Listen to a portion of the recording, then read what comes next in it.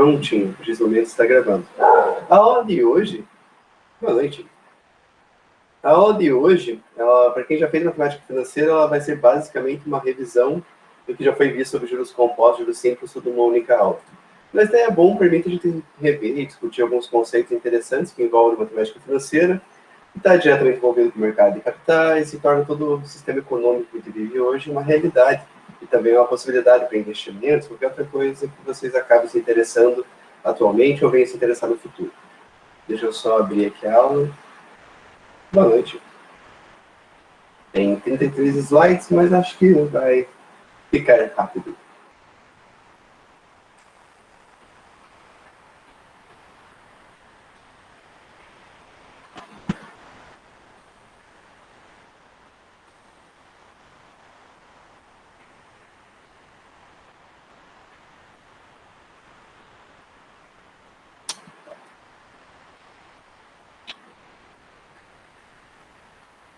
A tela está compartilhada.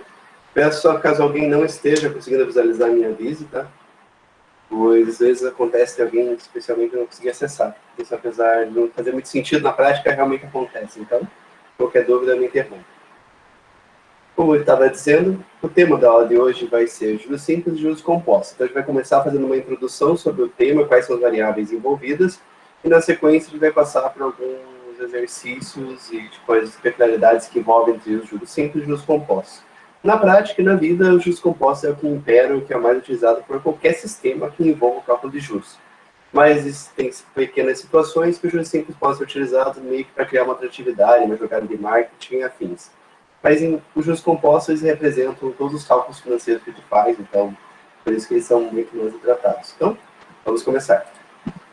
Então, o primeiro passo é a introdução, depois a gente vai falar sobre capitalização simples, juros simples, depois capitalização composta, ou seja, juros compostos. Então, vamos lá. Lembrando que qualquer dúvida que vocês tenham, qualquer necessidade, alguma coisa que não ficou claro, só me interrompam, que a gente para e explica novamente, beleza? Então, vamos lá. O que são os juros? Se der dinheiro para uma pessoa, seja ela física ou jurídica, é um sacrifício envolvendo riscos e, portanto, deve ser remunerado. Nós já falamos disso em matemática financeira, porque eles já fizeram comigo. Provavelmente os outros vão acabar ouvindo sobre esse tipo de situação em outras oportunidades, outras disciplinas e afins. Mas, ou seja, quando você empresta dinheiro para alguém, você está cedendo dinheiro para aquela pessoa por um determinado tempo e você corre um risco de a pessoa não te pagar, perfeito? Existe esse risco, dependendo da pessoa que seja. Por causa desse risco, e não somente por causa dele, porque além do risco, nós temos outras situações. Nós temos também a situação do custo de oportunidade. Então, digamos que você pega R$1.000 e empresta para alguém, você está abrindo mão de utilizar esse dinheiro até que uma pessoa te pague. Você podia fazer coisas fantásticas com esse dinheiro. Você podia usar ele para passear, você podia usar ele para comprar, sei lá, leite condensado e fazer brigadeiro para vender. Você podia fazer N coisas, certo? Com esse dinheiro que podia te trazer um retorno. E você abrir mão desse dinheiro agora e emprestar para alguém, teoricamente tem esse custo para você, que a gente chama de custo de oportunidade, porque diante de duas oportunidades, você escolheu investir em outra. E o que você está perdendo por ter escolhido nessa oportunidade, investido especificamente em uma delas, a gente chama de custo de oportunidade. Então, quando você cede dinheiro para alguém, teoricamente você tem que ganhar uma remuneração por causa disso, porque você está deixando de gastar com outras coisas que são importantes para você e também prevendo que tem o risco daquela pessoa não te pagar. Então, se você emprestar dinheiro para 10 pessoas, vamos dizer que pelo menos se 9 delas te pagarem, os juros tem que ser proporcional diante que aqui você ganhar emprestando dinheiro para essas 9 pessoas, cubram essa 10ª pessoa o risco dela não te pagar, beleza? Então, a remuneração que ela visa te ressarcir pelo você não ter aquele dinheiro para usar agora e também cobrir o risco de alguém não te pagar, perfeito? Os juros permitem a formação de poupança e novos investimentos na economia. Pensem assim, vocês deixam o dinheiro de vocês no PicPay, numa carteira digital ou num banco, não somente pelo sistema logístico de poder pegar esse dinheiro e usar ele a qualquer momento, mas também porque vocês recebem uma remuneração por esse dinheiro estar parado lá.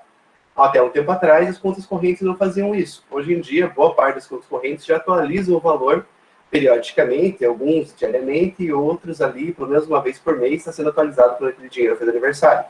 Isso vem em conta para estimular a formação de poupança. Então, é útil para os bancos e é útil para as empresas que as pessoas tenham dinheiro parado e que estejam dispostas a ceder esse dinheiro para terceiros, certo? A título de receber algo em troca disso. Ninguém faz nada de graça. Por isso que tem todo um sistema que tende a fazer vocês quererem investir o dinheiro de vocês. Antigamente isso não era tão comum, é difícil vocês serem, digamos, atacados e alvos de anúncios por causa disso. Hoje em dia, se você digitar qualquer coisa financeira no YouTube, você vai começar a receber só vídeo sobre isso, anúncio atrás de anúncio sobre isso. Então, é a nova realidade. Esse dinheiro parado, teoricamente, não ajuda ninguém. Mas se você pegar esse dinheiro e colocar num banco, o banco usa esse dinheiro para emprestar para terceiros.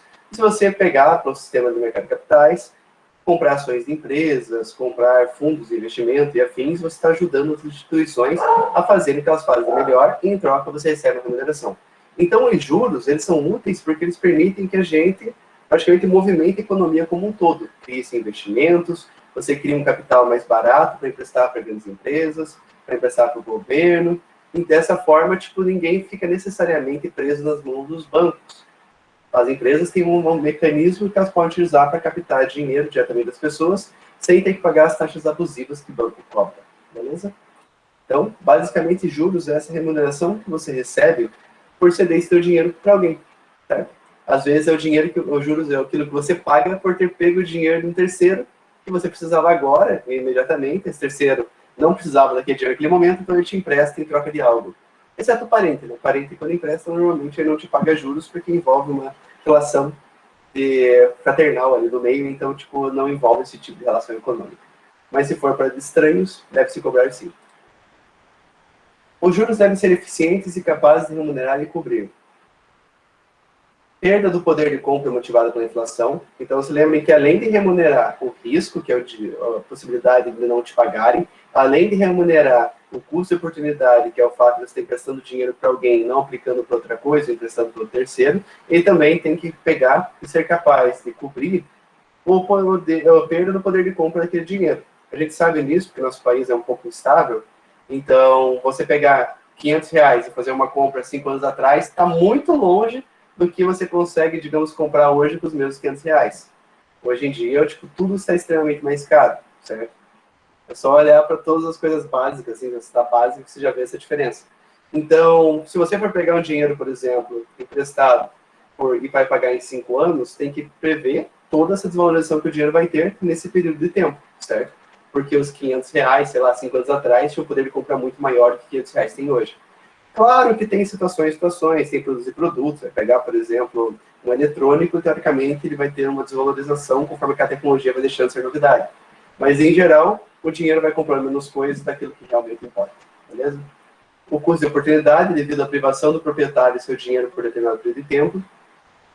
Os riscos envolvidos, pois sempre existem certeza em relação ao futuro.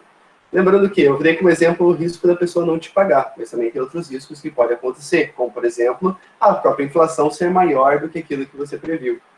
Nós temos uma previsão, é fácil encontrar na internet, por exemplo, previsões mercadológicas e afins de como a inflação vai se comportar nos próximos anos e tudo mais. Só que nós nunca sabemos quando pode acontecer uma crise, seja uma crise política, seja uma crise que a gente pode chamar até tipo médica e biológica, que nem a gente está passando aqui agora. Então, muitas coisas são imprevisíveis, todas elas têm que ser levadas em consideração. Então, você utiliza, digamos, uma taxa razoável ali para riscos que você não consegue prever. Porque prever o futuro é difícil, quem consegue. Os juros também são chamados de rendimento de capital, ganho sobre capital e remuneração do capital. Tem esses outros termos que são utilizados também, e às vezes geram também em outras siglas, mas normalmente juros são simbolizados por J, tá? É bem difícil alguém utilizar algo diferente disso aqui. Então, enfim, o que é o capital? O capital pode ser definido como qualquer ativo capaz de gerar um fluxo de rendimentos ao longo do tempo de um período... Nossa, eu li embaixo ali. Um fluxo de rendimentos ao longo de um período de tempo por meio de sua aplicação. Capital também pode ser definido como a quantia inicial que se possui ou que se recebe. Então, o capital, digamos assim, é o valor presente, é o dinheiro que você possui ao início, antes de emprestar para alguém, esse dinheiro rende juros, certo? Digamos, vai ser o valor ali menor. Vai ser o valor que você começou, por exemplo, tem R$ 1.000, vou aplicar por 5 meses e eu saco em 200. Esses R$ 1.000 que eu apliquei inicialmente, a gente chama de capital. Capital também pode ser chamado de capital inicial, principal, valor presente, valor inicial, valor aplicado, depósito inicial. Esses últimos termos aqui são normalmente utilizados em nomenclaturas de exercícios, tá? Se for fazer um concurso, se for fazer, sei lá, uma prova de Enem, normalmente vai utilizar esses termos aqui para dar uma mascaradinha. Na matemática financeira, a gente utiliza muito o valor presente, porque é o termo que está presente na calculadora financeira, e também permite você fazer outras operações que utilizam essa nomenclatura, como Excel e afins, tá? Montante. Montante, por sua vez, ele seria, digamos, não necessariamente o oposto, mas é o resultado final depois da aplicação daquele dinheiro. Você pegou R$ 1.000, emprestou para alguém, cobrou juros, esse dinheiro virou 1.200, que é o exemplo anterior. No caso, o montante vai ser esses 1.200. É o resultado final obtido da aplicação do capital, ou seja, é o quanto se recebe ou se paga pelo empréstimo efetuado. É composto pelo resultado da soma de um capital e seus juros produzidos. O montante também pode ser chamado de capital final, valor futuro, valor de resgate, valor final, valor capitalizado. Isso aqui, novamente, é utilizado muito em exercícios para dar uma pequena mascarada nos termos. O que mais é utilizado aqui, assim como o valor presente, é o valor futuro, tá? É o valor depois dos rendimentos. Então, a gente chama aqui de valor futuro. O que é o período que pode ser simbolizado por T ou N. Acho que é estranho que a gente pega e converte, assim, tipo, um slide do PowerPoint pro PDF, que às vezes causa esse tipo de distorções aqui, que nem esse N que fica aqui para baixo. Mas enfim, depois eu conserto isso aqui. É mais questão de toque do que realmente é o que muda alguma coisa. O período, no caso, é o espaço de tempo pelo qual o capital ficou aplicado. Ele é formado por um número de períodos que podem ser, por exemplo, dias, meses, trimestres, anos. Aqui vai de acordo com a criatividade que o exercício cobre, porque basicamente se você for aplicar no sistema financeiro, você fazer um empréstimo, você já vai saber, já a taxa vai ser num período claro, vai estar no mesmo período e tudo mais. Em exercícios que isso complica normalmente a vida. Pode ser tanto representado pela letra N ou quanto pela letra T de tempo. Isso aqui varia de acordo com o tipo de exercício, tá? Normalmente, realmente significa ali o período de tempo que está sendo aplicado. Se falar, tipo, estou aplicando por 5 meses, a taxa tal, mensal, o N vai ser esse período de tempo, beleza? O que é a taxa de juros? Pode ser simbolizada por I ou E. É o valor do aluguel do dinheiro, ou seja, a remuneração do fator de capital utilizado durante certo período de tempo. Lá no começo a gente falou de juros. Juros, no caso, seria o valor em dinheiro que você recebe. Então, se você aplicou R$ 1.000 por um certo determinado período de tempo e você recebe 1.200 em troca, esses R$ 200, que é a diferença entre os 1.200 e os 1.000 originais, isso aí que seria os juros. A taxa de juros, por sua vez, ela vai estar em percentual, que ela é o valor que é pago em cima daquilo, certo? Ele é uma taxa calculada para gerar o valor que você deseja depois do dinheiro estar aplicado a X período de tempo, tá? Então, a gente chama de taxa de juros o valor que ele tem em percentual. As taxas de juros se referem sempre a uma unidade de tempo, mês, semestre, ano, etc. A escolha ali da letra I vem do inglês interest, tá? Que significa basicamente taxa. E não é utilizado todas as aplicações, principalmente também sobre rentabilidade e afins. Lembrando que a taxa de juros pode ser representada em duas formas básicas, sendo elas percentual e unitária. Então, o formato percentual é basicamente um número que representa aquela taxa seguido do símbolo do percentual, tá? Ao ano. A questão só que matematicamente, para a gente utilizar, a gente vai ter que converter isso por 100. Por 15% basicamente significa 15%. Então, para ter o valor que a gente vai utilizar nas fórmulas, a gente sempre vai pegar esse valor percentual, que tem esse símbolo aqui de porcentagem, e vamos dividir por 100, tá? Então, no caso, 15% vai ser na fórmula 0,15. 10% vai ser na fórmula 0,1 e 8% vai ser 0,08, tá bom? Então, continuando. Nos exercícios aqui fica revisado, acho que fica mais fácil todo mundo se lembrar para aqueles que esqueceram, ou para aqueles que não se lembram que realmente não fizeram. Então, vamos lá. Então, juros simples.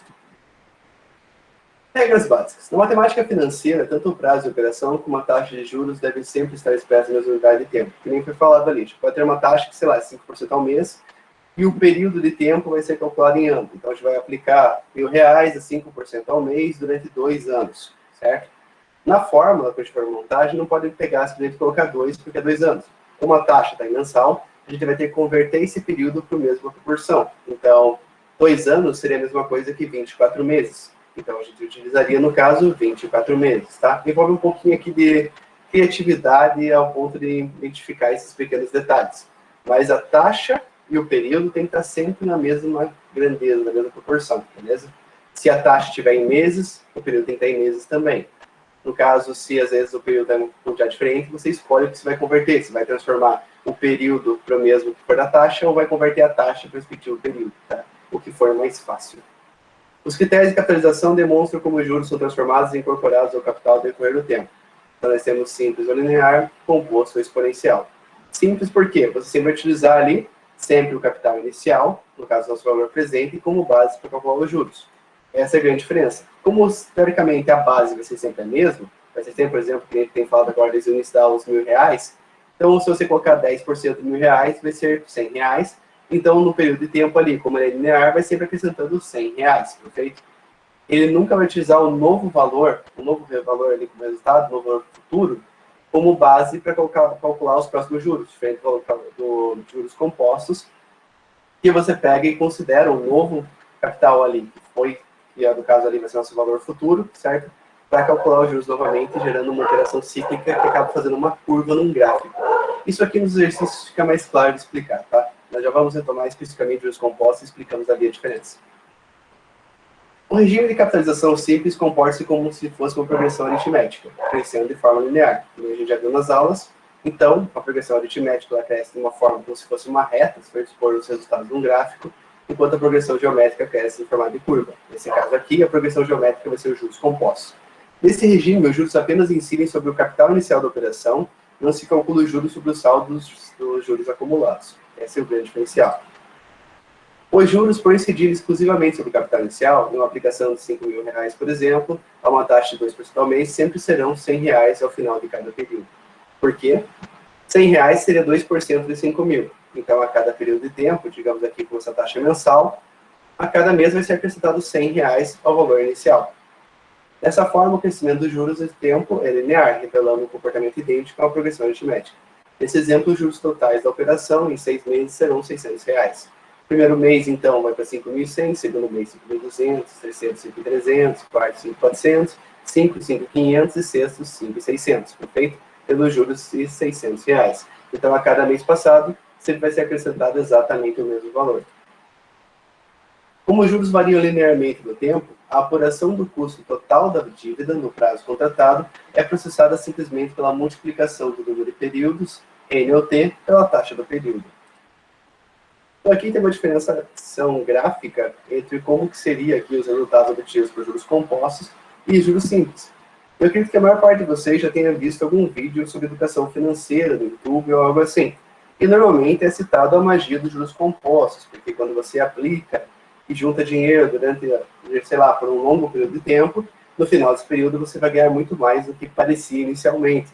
Porque a partir do momento que vai ser computado os juros compostos, e esses juros vão se tornando cada vez maiores, uma vez que esses juros vão sendo contabilizados para somar ao próximo juros que vai ser somado. Então, dessa forma, ao longo do tempo, você começa, digamos, a ter uma linha que ela deixa de ser linear, passando a ser uma curva ascendente. Dessa forma, ao longo do tempo, você vai ganhar muito mais. É só ver a diferença que seria obtida aqui, no mesmo valor, entre juros simples e juros compostos. No início, teoricamente, eles são muito próximos, mas a partir do momento onde há um longo período de tempo, a diferença fica exorbitante. Tá?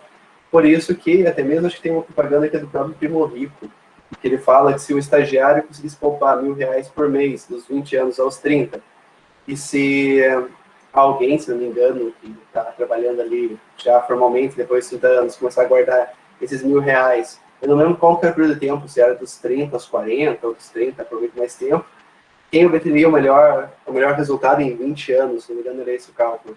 Daí via-se que o estagiário, aplicando R$ 1.000 por ano, antes ali, ele obteria o maior rendimento ao longo do tempo, principalmente por causa desse tipo de função aqui. Então, as formas que utiliza no regime de juros simples são basicamente essas aqui.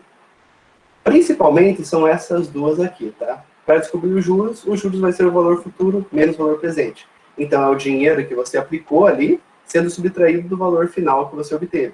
Então, se eu apliquei R$ 1.000 e recebi 1.200, vai ser os 1.200 menos os R$ 1.000 iniciais, tá? É o valor futuro, o valor que você obteve no futuro, e menos o valor presente, que é o valor que você está aplicando agora. Beleza? Basicamente assim é um bom esquema para se lembrar. E a forma que utiliza é esta aqui. Para descobrir o quanto você vai ter no futuro, você pega o valor que você quer aplicar, multiplica ele por, abre parênteses, 1, que vai ser sempre valor fixo, mais a taxa, aí tem que estar em valor unitário, tá? No caso, até dividido por 100, então se for 15%, vai virar 0,15, vezes o número de períodos, fecha parênteses, beleza? Só tem que respeitar aquelas regras de prioridade para o cálculo, não dá nada estranho aqui. Então, primeiro resolve parênteses, depois faz a multiplicação pelo valor presente. As outras fórmulas aqui, elas têm seus valores, suas utilidades, mas normalmente a gente acaba utilizando essas duas aqui, ou o desdobramento delas mesmo, que acaba utilizando essas outras. Então aqui nós temos o valor futuro, o valor presente, 1, no caso que vai ser sempre fixo, a taxa e o número de períodos. Vamos aqui para os exemplos de aplicação. Lembrando que os slides estão sempre disponíveis para vocês, tá? E qualquer dúvida que tenham, um exercício que eu esteja passando agora, caso fiquem com vergonha de perguntar, me perguntem depois. E de qualquer forma, dá para consultar aqui para resolver na lista, porque os exercícios também parecidos, tá?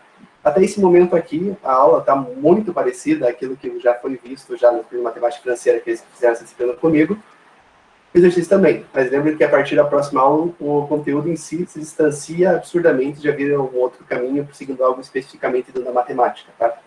Então, calma, eu sei que agora vai estar mais tedioso para quem já viu isso aqui antes, mas daqui para frente já vai ser bem diferente. Então, exemplo 1.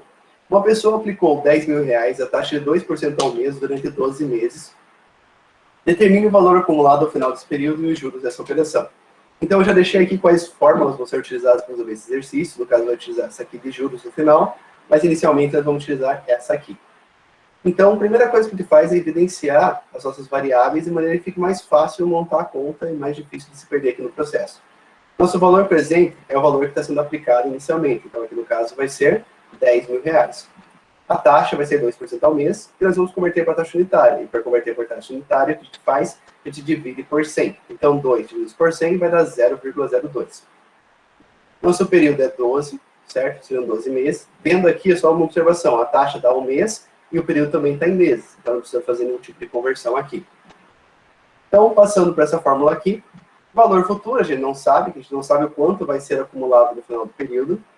Então, o valor futuro vai ser uma incógnita, igual ao nosso valor presente, que é 10.000, vezes, abre parênteses, o 1, que sempre vai estar aqui, tá? Ele é fixo, mais a nossa taxa unitária, que seria 0,02, vezes 12. Resolvendo o parente, vai ter 1,24. Por quê? 0,02 vezes 12 vai dar 0,24. Somado com 1, nós temos o 1,24. Beleza? Então, na linha de baixo fica 10.000 vezes 1,24. Fazendo essa multiplicação aqui, nós vamos ter 12.400, que seria aqui nosso valor final, perfeito? Que a gente não tinha no início. E agora, para descobrir os juros dessa operação, a gente utiliza essa fórmula aqui de juros. Que pega o valor futuro, que foi o resultado que a gente obteve nessa fórmula, que é 12.400, e subtrai dele o nosso valor inicial, o quanto foi aplicado inicialmente. No caso, vai dar 12.400 menos 10.000, que vai dar um total de 2.400, beleza? Essa fórmula aqui, assim como está na lista lá, é bem básica, assim, no intuito mais de mostrar o passo a passo perfeito, relembrar aqueles. Porque isso aqui, se não me engano, também é passado na escola, então, tipo, é o que envolve mais a parte de relembramento, mesmo assim, não é algo tão complexo assim, tá bom? Mas lembrando qualquer dúvida que vocês tenham, me interrompam, e qualquer coisa, fico à disposição também para tirar dúvidas depois da aula. Exemplo 2.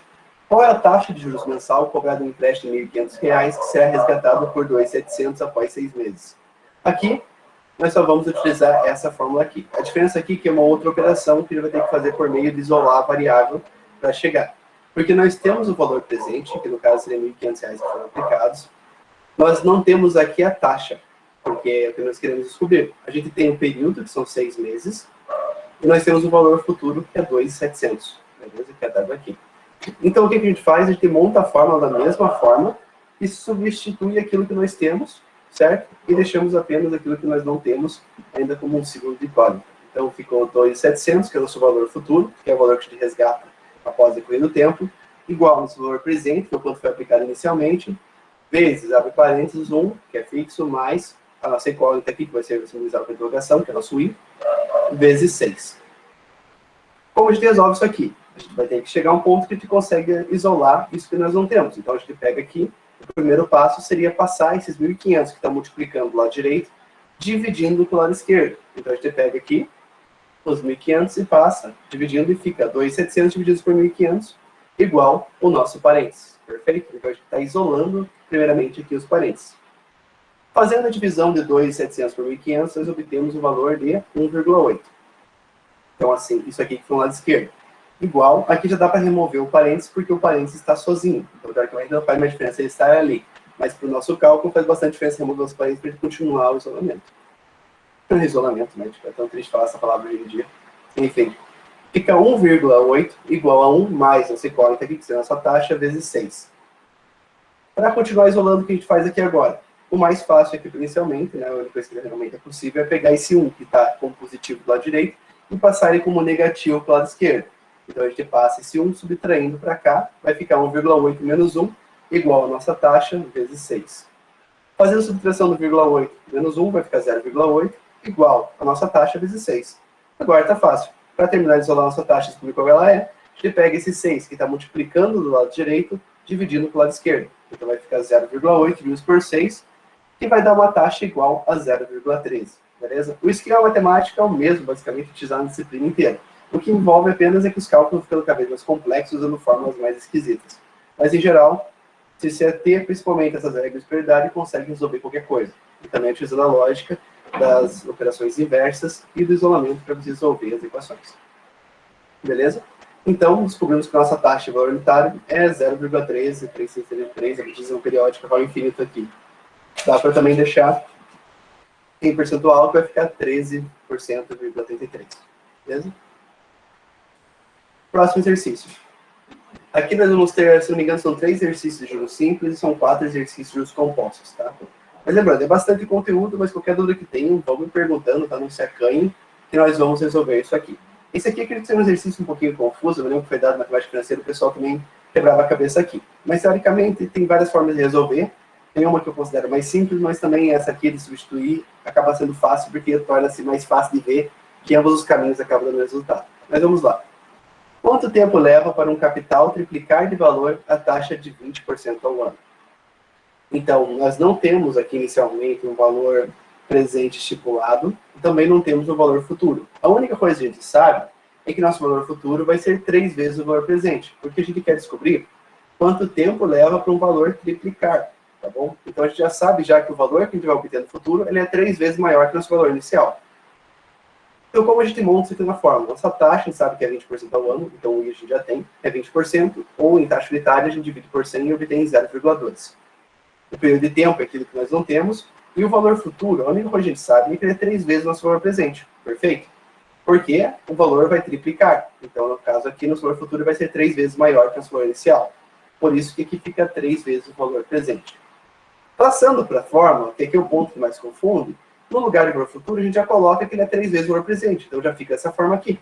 3 VP, certo? Que se é 3 vezes o valor presente, igual o valor presente, que é aquele valor que nós começamos, vezes, abre parênteses, 1, que é fixo, mais nossa taxa aqui, que é 0,2, vezes N, que é o que nós não temos. Tá bom? Quais são as formas de resolver isso aqui? Você pode substituir por um valor qualquer, não vai fazer diferença, que nem que nesse exemplo estou sendo utilizado o 2, tá?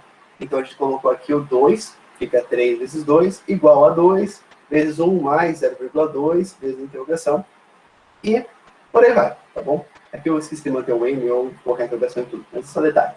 Enfim, o que você vai fazer aqui? Vai fazer 3 vezes 2, vai virar 6, depois você vai isolar igual no exercício anterior. Você vai pegar o 2 que está aqui na frente, que está multiplicando aqui, e passa ele dividindo para o lado esquerdo, e vai ficar 6 por 2, que vai dar igual no total de 3. Você vai dividir 6 por 2, vai dar 3. Tá. Você pode fazer por essa forma de substituição, só que o jeito mais fácil de resolver isso aqui, teoricamente, é simplesmente pegar, você passa esse VP dividindo, que ele está aqui multiplicando para o lado esquerdo, vai ficar 3 vezes VP sobre VP. No caso, como está VP sobre VP, teoricamente é 1, certo? É um valor igual na parte de cima e um valor igual na parte de baixo. Você pode simplificar e, teoricamente, vai ficar 1 sobre 1. Ou vai ficar igual ao valor 1. Ou você só corta um com o outro e deixa apenas o 3. De qualquer forma, você acaba chegando nesse exato momento aqui, tá bom? Se a pessoa tiver menos afinidade com matemática e com as regras de simplificação, substituindo aqui por qualquer valor que queira, no caso do VP, vai dar certo. Porque você só vai pegar aqui, vai fazer substituição, vai fazer esse isolamento aqui, e no final também vai chegar em 3 aqui, tá? Então, eu sugiro que cada um escolha o caminho que enxergue com mais facilidade e se confunda menos, tá? Ambos dão certo, ambos atingem o mesmo resultado, então, teoricamente, qual caminho você optar não tem diferença. A questão é que nós chegamos aqui nesse 3 e vai ficar igual ao que nós tínhamos aqui dentro dos parênteses, tá bom? Então, você pega esse VP, passa dividindo, simplifica e já deixa 3 e já pula direto para baixo, ou você escolhe um valor para VP e substitui de ambos os lados. Então, aqui no caso, foi escolhido 2 como exemplo, poderia ser 10, poderia ser 20, poderia ser 500, poderia ser 1 milhão, poderia ser o valor que quiser. Que daí o processo é o mesmo, você passa aqui esse valor de VP para o lado esquerdo dividindo, certo? Vai ficar uma fração, e a partir do momento que fizer essa divisão, vai gerar 3 de qualquer maneira. Então, partindo daqui, vai ficar 3 igual 1 mais nossa taxa unitária, 0,2, vezes o valor que nós não temos. E para isolar, a gente vai fazer o mesmo procedimento que foi feito lá anterior. A gente pega primeiramente o 1, passa ele subtraindo para o lado esquerdo, então vai ficar 3 menos 1, igual a 0,2 vezes o nosso período de tempo que nós não temos. Fazer a subtração, vai ficar 2 igual a 0,2 vezes nossa incógnita. E por fim, eu passo esse 0,2, que está multiplicando do lado direito, dividindo para o lado esquerdo. Então vai ficar 2 divididos por 0,2. Fazendo essa divisão aqui, perfeitamente na calculadora, a gente vai obter o valor de 10. Lembrando que se o valor está sendo dividido por um menor que 1, ele não vai diminuir, sim, ele vai acabar aumentando o que está no nosso numerador, que é o valor que está em cima da fração. Então, 2 dividido por 0,2, ele dá 10, perfeito? Então, o tempo que leva para um capital triplicar de valor a taxa de 20% ao ano seria 10 períodos. Perfeito? Seria basicamente essa a resposta final. Detalhe que, se você, num caso, aplicar, por exemplo, um valor X em alguma aplicação dessas mesmas condições, independente que seja R$1.000 ou 1 milhão, ele vai triplicar de valor no mesmo período de tempo. Tá bom? Uma escala entre esses valores que estão sendo aplicados não faz diferença, e sim a questão do tempo que ele está aplicado e a taxa. Então ele vai triplicar de valor ao mesmo tempo que o outro valor também triplicaria. Tá bom? Professor, pergunte. Pode explicar novamente ali no caso, por que apareceu aquele 2 no 3 vezes entre parênteses o 2 e depois igual a 2? Por que apareceu aqueles? Eu não entendi. Então, é só o seguinte, essa fórmula aqui tem duas formas de resolver. Você pode simplesmente não substituir por valor nenhum e só fazendo a simplificação por VP, tá? Que é uma incógnita que se repete dos dois lados. Ou você pode colocar aqui um valor qualquer. Você pode escolher o valor aqui. Esse 2 eu escolhi colocar aqui. Tá? Poderia ser 3, poderia ser 4, poderia ser 5, tanto faz. Eu só substituí o VP por um valor à minha escolha. Poderia ser 5, poderia ser, poderia ser 1 até. Não faz diferença o valor que você escolha. Se for 1, fica até mais simples resolver. Você coloca somente 1, faz 3 vezes 1 igual a 3, e faz 1 vezes o parênteses, é basicamente o que está dentro do parênteses, também não muda. Então o 2 aqui foi um valor que eu escolhi por qualquer motivo que seja, tá? Pode ser qualquer valor aqui. Não muda o resultado final, no caso. Ah, entendi, obrigada. Disponha. Então, é mais fácil colocar um valor grande e colocar 1 só, tá? 1 resolve muito mais simplesmente isso aqui. Fica mais fácil que você pega o 1 passando por um lado aqui, vai continuar 1 da mesma forma, e se multiplicar pelos parênteses também continua, tá? Pode escolher o valor que queira. É só para mostrar que existem dois caminhos. Eu acho que é mais fácil pegar e passar direto o VP para o lado esquerdo dividindo, ele simplifica e já fica diretamente o 3 igual a 1 mais 0,2 vezes n. Só que daí depende realmente da afinidade da pessoa com matemática. Dividir por 1 resolve tudo também, beleza?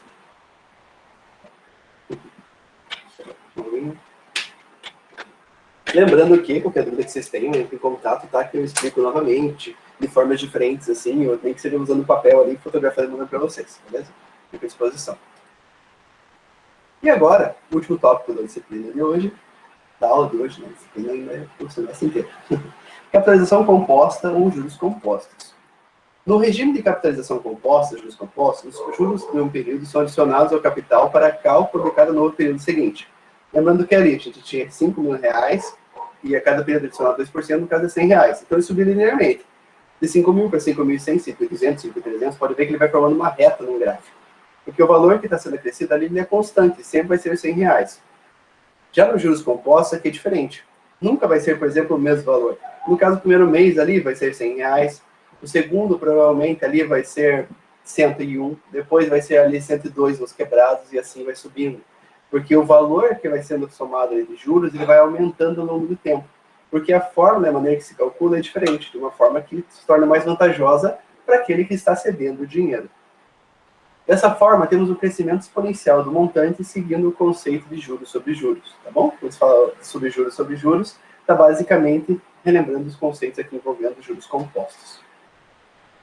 Na vida, tudo que se for pagar vai ser com base de juros compostos, tá? Seja parcelar alguma coisa que tenha juros, hoje em dia está na moda pagar coisa sem juros e dar desconto em coisas à vista, né? Mas enfim, vou financiar uma casa, vai ser juros sobre juros, daí sim vai ver a magia negativa dos juros compostos ao longo de 30 anos de financiamento. Novamente, o mesmo gráfico, tá? Só explicando. Então, o juros simples ele crescia de uma forma linear. Sempre os juros que era crescido aqui, no aquele exemplo lá atrás foi passado, R$5, sempre seria 100 reais. Então seria 5.000, 5.100, 5.200. Ia subindo em 100 em 100, por isso que vai formando uma reta quando a gente coloca isso num gráfico.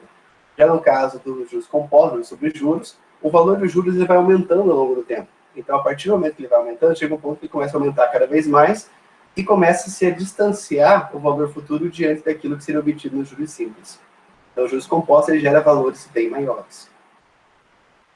Para nós, isso é bom quando a gente está emprestando capital para terceiro. É ruim quando a gente está pegando o capital do terceiro emprestado para nós.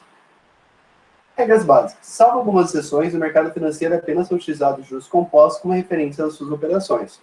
Como eu tinha dito, se você empresta um capital para uma empresa por meio de algum sistema ali imobiliário, teoricamente você está levando uma vantagem maior. Quando você faz uma previdência privada ou algo assim, dependendo do risco que ela está correndo ali, normalmente você vai ver essa magia acontecendo.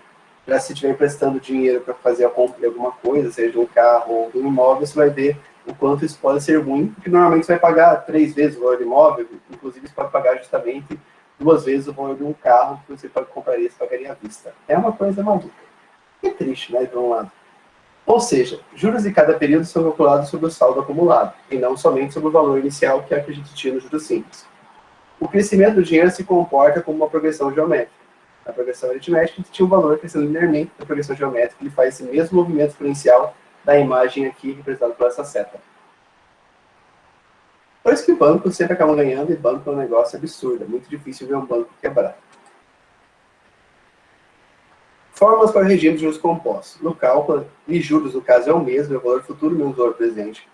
O cálculo para o valor futuro. A fórmula é ligeiramente diferente. Detalhe, a fórmula que a gente utilizava no juros simples é VF igual a VP vezes 1 mais a taxa vezes N.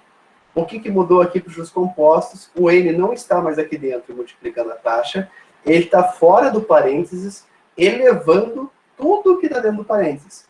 Então, para resolver isso aqui é um pouquinho mais complexo, já dá para ver logo aquele cara porque gera valores maiores, mas enfim, o N não está mais dentro do parênteses, ele passa para o lado de fora, elevando tudo que está dentro do parênteses. Depois que você resolve isso aqui, daí sim que você consegue pegar e fazer a multiplicação pelo valor presente, beleza? A fórmula do valor presente, ela também é basicamente a mesma que estava usada no anterior, só que em vez do N estar aqui dentro multiplicando o I, da mesma forma que na fórmula aqui de cima, ele está do lado de fora elevando. Detalhe, a fórmula do valor futuro e o valor presente são basicamente a mesma coisa.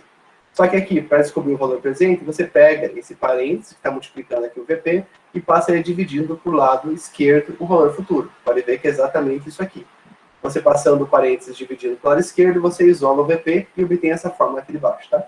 Detalhe que você não precisa 5K para decorar isso aqui, mas só para ver como, normalmente, toda fórmula de matemática ela tem um motivo e normalmente vem por causa dessas modificações e isolamento que acontecem do lado do outro. Então, vamos lá para os exemplos. Quanto receberá de juros no fim de um semestre uma pessoa que investiu a juros compostos na quantia de R$5.000, a taxa de 1% ao mês? Então, as fórmulas que ele vai utilizar são essas daqui, começando com esta daqui. O valor presente vai ser igual a R$5.000. Nossa taxa é 1% ao mês. Nosso período é um semestre. Detalhe aqui, a conversão fica fácil, tá? Porque a gente sabe que um semestre é igual a 6 meses, então a gente já vai considerar esse período como 6, tá? Lembrando que, assim como eu tive no início da aula, a periodicidade a que aquela taxa se refere, no caso aqui, essa taxa está se referindo a um mês. E o período que essa rentabilidade vai ser calculada tem que ser sempre na mesma escala. Então, se uma for em mês, a outra também tem que ser em meses. Se uma for em, sei lá, em anos, a outra também tem que ser em anos, tá? A gente sempre faz a conversão por aquilo que for mais fácil.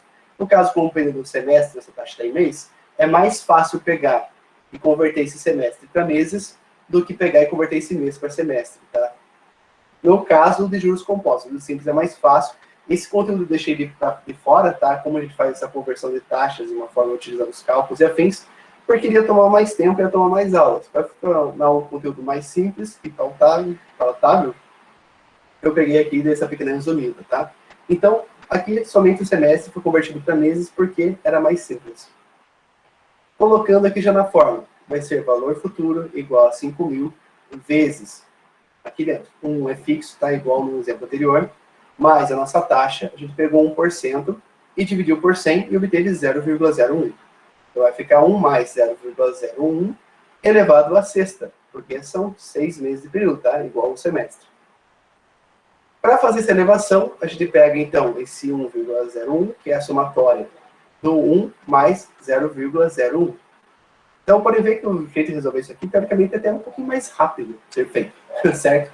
Então, você faz a somatória, vai ter aí embaixo 5.000 vezes 1,01 elevado à sexta. Agora, aqui está a questão que precisa utilizar uma calculadora científica para fazer essa elevação, ou pegar da forma manual e fazer 1,01 vezes 1,01 6 vezes.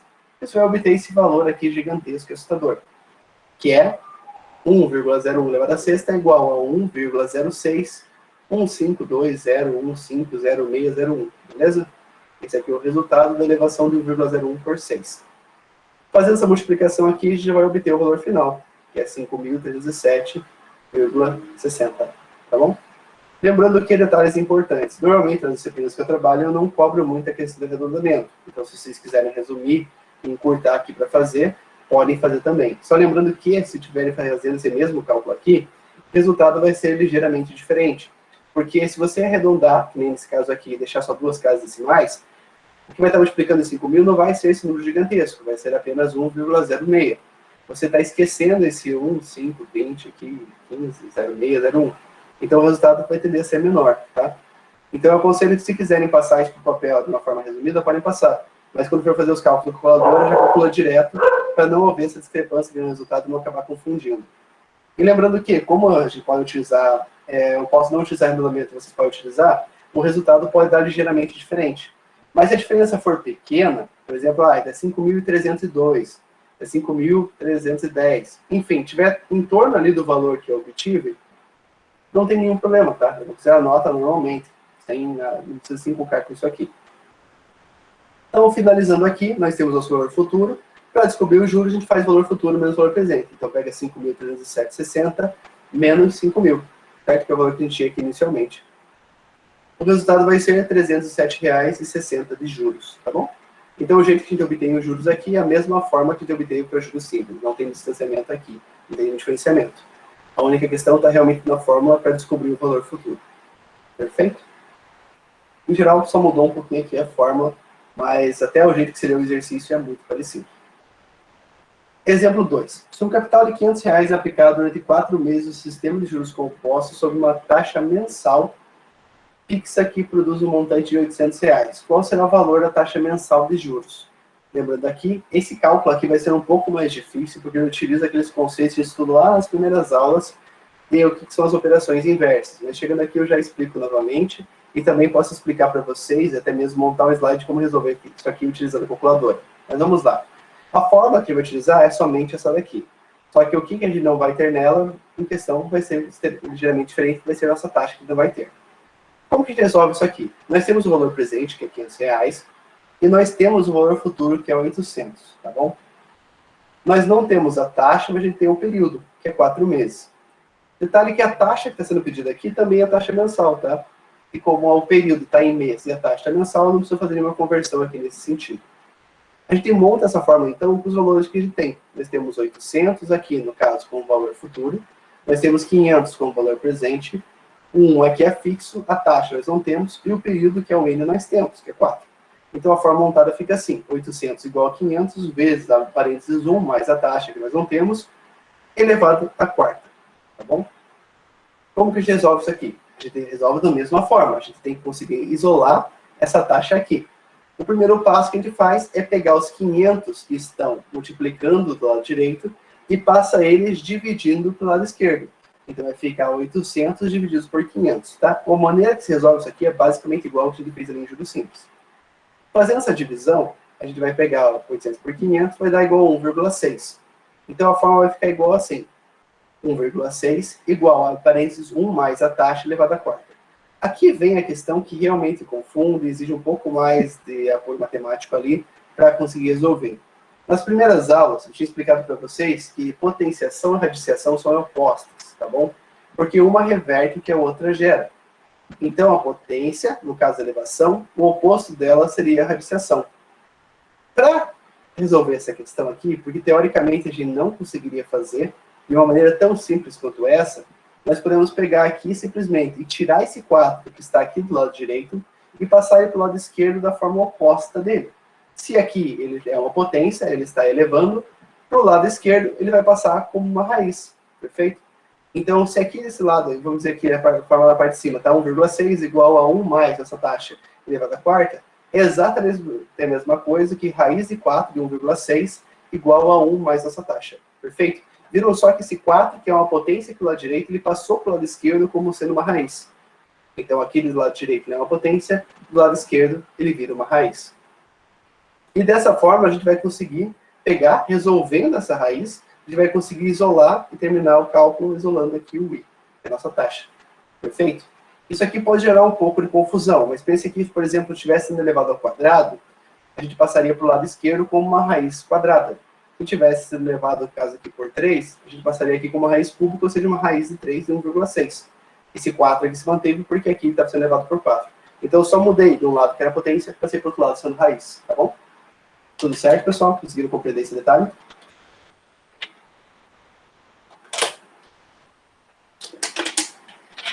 Sim, professor. Fechou. Então, vamos lá. Fazendo aqui a raiz de 4 de 1,6, tu obtém 1,125. Que é igual, já podemos remover com os parênteses, vai ficar 1 mais a taxa. Para terminar de resolver, a gente pega um 1 que está aqui somando do lado direito e passa e subtraindo do lado esquerdo. Vai ficar 1,125 menos 1 igual a nossa taxa, ou seja, a taxa vai ficar igual a 0,125. Tá bom? Um grande pulo do gato é realmente entender essas pequenas operações matemáticas, regras da base da matemática, para conseguir fazer essas conversões quando elas são necessárias, tá bom? Então aqui nesse lado cai raiz de 4 de 1,6, porque aqui estava sendo elevado a quarta, então eu só mudei isso aqui de lado e tive que inverter a operação. Beleza? Próximo exercício. Qual deve ser o tempo para que a quantia de R$20.000 gere um montante de 21.648,64 quando aplicar a taxa de 2% ao mês no sistema de juros compostos? As formas que ele vai utilizar vão ser essas aqui. Isso aqui, eu creio que será a parte mais complexa. Quem já fez matemática financeira comigo já fez esse mesmo tipo de exercício aqui e viu a aplicação desse tipo de conceito. Mas chegando aqui eu já explico novamente. É um conceito utilizado em logaritmo. Vamos lá. Nós temos valor presente, nós temos valor futuro, nós temos nossa taxa, que a gente não tem. Aqui são o período. Então, montando essa fórmula aqui, utilizando aquilo que a gente tem, vai ficar 21.648,64 igual a 20.000, que é o nosso valor presente, vezes 1 mais essa taxa, que nós temos esses valores, 1 é fixo, elevado àquilo que nós não temos, que seria o período. Primeiro passo, a gente pega aqui esses 20.000 e passa eles dividindo para o lado esquerdo. Tá? Assim a gente vai começar fazendo isolamento. Então, vai ficar 21.648,64 divididos por 20.000, igual a nossa interrogação, aqui dentro de fazer somatória, vai ficar 1,02 elevado à nossa incógnita, tá bom? Fazendo a divisão desse isolamento, a gente vai obter esse valor aqui, 1,082432, que vai ser igual, nossa parêntese aqui, que vai ser 1,02 elevado à nossa incógnita.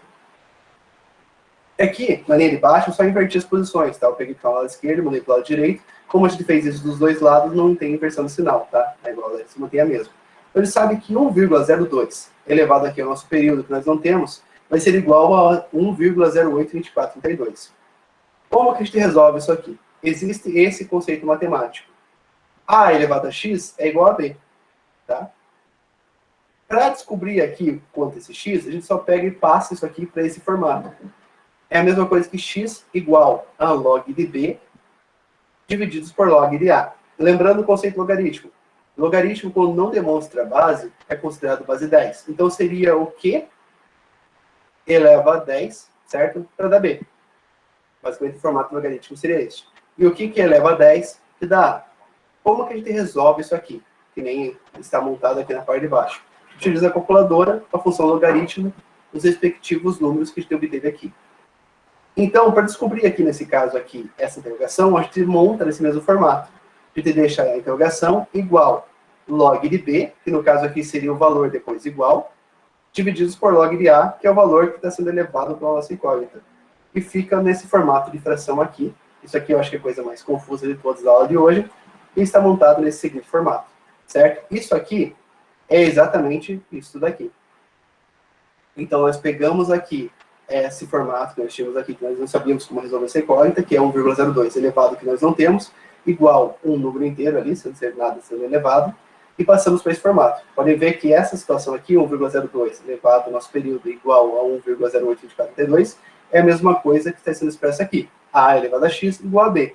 Então, para descobrir o x, eu só faço o log de b dividido por log de a. O detalhe que está aqui. Então, nós temos log de b, que seria o log desse valor aqui, divididos por log de a, que seria o log desse valor aqui. Tá bom?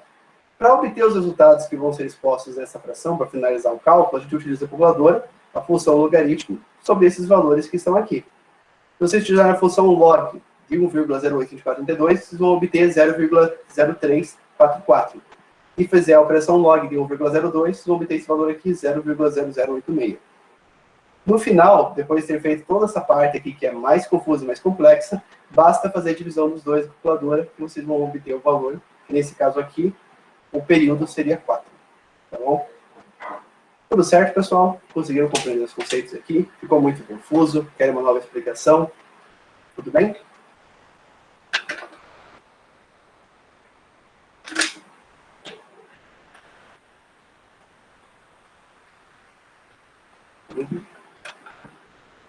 Então, esses 3 pontos significam que praticamente é um sinal de igualdade, tá? Utilizado na matemática para não repetir o sinal de igual, utiliza esse mostrando que, tipo, de certa forma, o que está do lado esquerdo, ele é similar ao que está do lado direito. Eu esqueci o nome desse símbolo, eu sempre esqueço ele, tipo, tem que precisar da sequência para manter ele na memória. Mas ele simplesmente significa esse sinal de igualdade, mas mais no intuito de similaridade entre as duas coisas. Então, quer dizer que, no caso aqui, esses valores podem ser expressos também nesse seguinte formato, entende? Basicamente isso. Na próxima aula eu trago o nome correto disso aqui, tá? Beleza. Pessoal, alguma dúvida em relação a isso aqui? Esse aqui é o nosso penúltimo exercício, o próximo já vai ser o último, tá? Vamos utilizar esse conceito de novo. Eu acho que colocando isso aqui no papel e no resolver um exercício teste ali, fica bem mais claro que somente ver os exercícios aqui resolvidos. Mas pelo lado positivo, vocês podem ir montando e acompanhando o que nós temos aqui, beleza? Então, qualquer dúvida que tem, me perguntem depois, se quiserem, me perguntem agora também. Exemplo 4. É um exercício bem parecido com aquele de juros simples, só que agora utilizando o cálculo de juros compostos. Quanto tempo leva para um capital triplicar de valor a taxa de 20% ao ano? Tá bom? Então, se lembra que a gente viu isso aqui com 20% também, um triplicar também nos juros simples atrás. E agora estamos vendo isso aqui novamente para juros compostos. As formas que a gente vai utilizar aqui vai ser a fórmula básica de juros compostos que a gente utilizou até agora, e vamos utilizar novamente esse conceito do logaritmo aqui. Tá? Então, como a gente resolve? Nosso I, a gente sabe que a nossa taxa é 20% ao ano. O período, a gente não sabe quanto tempo leva. O valor futuro, a gente sabe que é 3 vezes o valor presente. É o mesmo conceito que exercício lá de juros simples. Então, a gente sabe que tem que triplicar o valor. Então, nosso valor futuro vai ser igual a 3 vezes o valor presente. Montando na fórmula, a gente vai ter esses valores aqui. 3VP igual a VP vezes 1, que é fixo, mais 0,2, elevado à nossa incógnita, tá bom? Podem ver que o formato é basicamente a mesma coisa que tive no exercício lá de trás. Para resolver, tem aqueles 2 caminhos. Pode substituir por um número que você queira, pode utilizar 1, pode utilizar 2, aqui como eu tive o mesmo número utilizado no slide lá anterior. Ou você simplesmente pode pegar, cortar e já deixar diretamente o 3 do lado de cá, tá bom? Passando aqui com o exemplo, substituindo o VP por 2. No caso, vai ficar 3VP, né, igual a VP, vezes 1 mais 0,2 elevado, vai dar igual na linha de baixo, 3 vezes 2, certo? Que eu substituí 2 porque eu simplesmente quis, poderia ser 1, poderia ser nada, eu podia cortar diretamente os VPs, igual a 2 vezes a somatória aqui do dentro parênteses, que é 1 mais 0,2, é igual a 1,2, elevado na incógnita, tá bom? Fazendo a multiplicação do 3 por 2, vai dar 6, igual a 2 vezes 1,2, elevado na incógnita. Para resolver isso aqui, eu simplesmente pego o 2 que estamos multiplicando do lado direito e passo ele dividindo do lado esquerdo. Vai ficar igual a 3, tá bom? Mesma coisa que simplesmente se eu cortasse o VP com o VP aqui e já resolvesse da mesma forma. Então, a partir do momento que é 3, vai ficar 3 igual a 1,2 elevado à nossa incógnita. Para resolver isso aqui, a gente faz a mesma coisa que fez no slide anterior. A gente vai pegar aqui, eu só inverti os dois em posição, tá? Lembrando que não precisa inverter sinal, se você inverter os dois, só trocar eles de lado, vai ficar 1,2 elevado à nossa incógnita igual a 3. Lembrando que fica igual está aqui, a elevado a x igual a b. Para descobrir o x, a gente coloca aqui log de b sobre log de a. O nosso b aqui, no caso, vai ser o 3, então vai ficar nossa incógnita, que seria aqui, no caso, o tempo necessário para triplicar o valor, igual ao log de 3, divididos por log de 1,2, que é nosso a. Fazendo log de 3 na calculadora, a gente obtém o valor 0,4771, e fazendo log de 1,2, a gente obtém o valor 0,0792, tá bom? Lembrando que aqui, em alguns casos, para não ficar uma fração muito grande, eu posso ter arredondado ou não, tá? Então, podem dar resultados ligeiramente diferentes, assim como se vocês escolherem arredondar ou não. Então, se circularem ali em torno do valor que já foi dado aqui, continua certo, tá? Não tem nenhum problema, dá uma pequena variação. Fazendo, por fim, a divisão de 0,4771 por 0,0792, eu obtenho o valor 6,02. Então, o tempo necessário para triplicar o valor seria 6 anos,02. Convertendo aqui, daria que ter 6 anos e algum tempo ali, que seria em dias, tá bom? Mas aqui, no nosso propósito, somente ter o valor já estaria correto. Beleza? Isso aqui é o nosso último exercício que a gente vai ver hoje. Detalhe só, acredito que as coisas mais confusas realmente seja esse tipo de exercício que você tem que pegar e calcular quanto tempo demora para triplicar um valor, porque ele envolve conhecer esses macetes matemáticos e aquilo que você pode fazer sem alterar o resultado final. Lembrando que, se nós temos o mesmo valor multiplicando os dois lados, que aqui no caso tem 3 vezes VP, e desse lado de cá nós temos o VP multiplicando o outro que temos ali parênteses, e simplesmente pode cortar. Porque se, digamos, nós temos uma situação onde tem 2 multiplicando os dois lados, se você simplesmente cortar os dois, não vai mudar a proporção do resultado, perfeito? Só vai fazer ele parecer inflado. Por isso que nessa situação aqui, a gente pode simplesmente simplificar, cortar VP com VP e já pular direto para essa fase aqui, que seria 3 igual a 1 mais 0,2 elevado a uma segunda, tá bom? Pessoal, tudo certo? Alguma dúvida? Partiu praticar só novamente aqueles que já viram isso e aqueles que não viram praticar pela primeira vez para fixar o conteúdo? Tudo beleza, professor. Fechou. Lembra?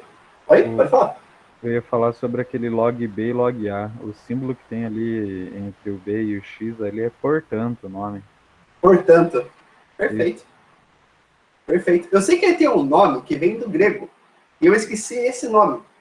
Ele tem um nome específico também. Mas isso depois eu trago. Mas obrigado pelo complemento. Realmente, então, portanto, é um símbolo bem mais tranquilo, um nome bem mais tranquilo de ficar aplicando. Portanto, é portanto, então. Sim. E o que eu quero falar para vocês, peço para que aqueles que já fizeram matemática financeira e estão vendo muita repetição daquilo que já foi passado no passado, fiquem tranquilos que a partir da próxima aula não é mais repetição, tá? Vai mudar bastante, porque daí entra uma parte bem específica da matemática, vai ver funções, coisas que vocês já viram no segundo grau, né? Vão ver Bhaskara de novo, etc. Mas depois tem outras funções que muitas vezes não são tratadas no segundo grau, apesar de até fazerem parte do currículo. Tem função logarítmica, e integral derivado também, já são coisas já integrais e derivadas, são coisas que provavelmente não são vistas. Mas então vai ter um conteúdo mais específico que provavelmente vai ser mais desafiador, tá? Então aguardem que vai vir bastante coisa diferente. Gente, muito obrigado pela presença de vocês, tá bom? Obrigado por ter vindo aqui hoje. Lembrando que qualquer dúvida que tenham, podem perguntar aqui agora, se tiver alguma dúvida, ou podem me perguntar também por mensagem privada, que às vezes é até mais fácil eu pegar e ajudar vocês a resolverem especificamente as dúvidas que vocês têm, tá bom? Então, fico à disposição de vocês para ajudá-los. A lista de exercícios está nesse mesmo tópico aqui no AVA, que vocês usaram para acessar, que vai estar ali embaixo, anexa. E também, eu estou sempre atualizando naquela tópico específico que foi criado pelos trabalhos, que é para onde os trabalhos devem ser entregues. Então, eu estou sempre atualizando lá também, tá? Cada novo trabalho que eu lanço, num tópico novo que é aberto, eu já coloco o trabalho lá também, para facilitar e vocês verem exatamente o que vale nota, o que não vale, e como se entrega, tá bom? Ali acho que ajuda bastante a manter esse controle e evitar confusão. Beleza? Gente, mais uma vez, muito obrigado. Desejo a todos um ótimo resto de semana e final de semana, né? Chegando já ali. Se cuidem, tá? Juízo, nada de aglomeração, nada de qualquer coisa ali que acabe provocando a relação do Covid, e passar o quanto antes por esse momento caótico e sofrível que está passando e chega de isolamento. Né? Muito obrigado, gente. Boa noite para vocês. Fico à disposição. Qualquer dúvida, só manda mensagem. Deixa aqui encerrar a gravação. Beleza, professor. Boa noite, um abraço, bom final de semana. Boa noite, outro para vocês também. Se cuidem.